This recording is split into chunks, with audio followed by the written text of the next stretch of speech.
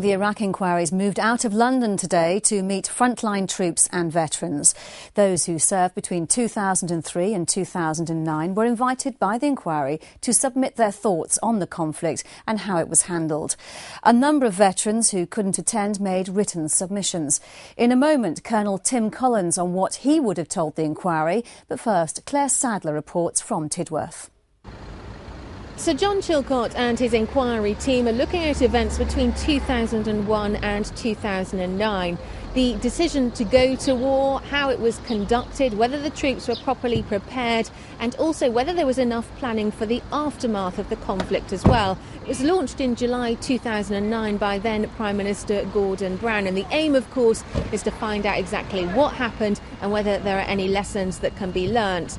Now, Sir John Chilcot last month, after the second round of public evidence sessions, wrote an open letter to veterans asking them if they wanted to come here to this meeting today so their voice could be heard. They could discuss anything they want to. Around 90 turned up today. They were then broken down into 5 groups, one with each committee member, so they could sit down and discuss anything that they feel might be of interest. This isn't the first time the Iraq inquiry has heard from veterans. They did speak to them earlier in the year, and of course they have also before spoken to some family members of those killed in Iraq as well. The inquiry is due to produce its report at the beginning of next year. Claire Sadler, Forces News, Tidworth.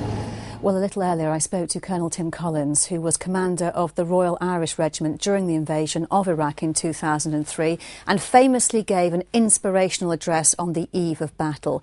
He wasn't called to give evidence to the Chilcot inquiry, but when I met him in central London today, I asked him what he would have said. Well, I think I simply reflected on the fact that up until the invasion, we really had no clear idea what it was that for the reason why we were about to invade. We were clear we were going to liberate Iraq, and that's what I told my battle group. Once we had crossed the border and we were in the busy liberating Iraq, I was astonished to find that the Iraqis who had been waiting and planning for this for a long time were badly let down by our lack of planning for what was going to happen in the aftermath. So how would you characterise that lack of planning? Well, it was just a big empty void. There just was nothing there. Were you shocked by that? I was surprised that because one rather assumes that one's superiors knew what they're doing. They'd have thought about the consequences of the action they're going to take. If one decided to cut a hole in your kitchen floor and cut off the electricity, you might ask yourself how you're going to cook your tea. Today, members of the Chilcot inquiry will be visiting people who were on the front line. What do they need to hear from them? Well, I think that there's a whole range of things. I think that one's got to look at the beginning of the culture of the British Army and ask how the culture of can-do, the optimism and goodwill that existed in March of 2003 turned into a risk-averse, gun-shy almost organisation that where people were afraid to speak up. Mission command was stifled and initiative became non-existent. And then contrast that with the Americans, who were very mission command led. Their learning curve, we were very quick.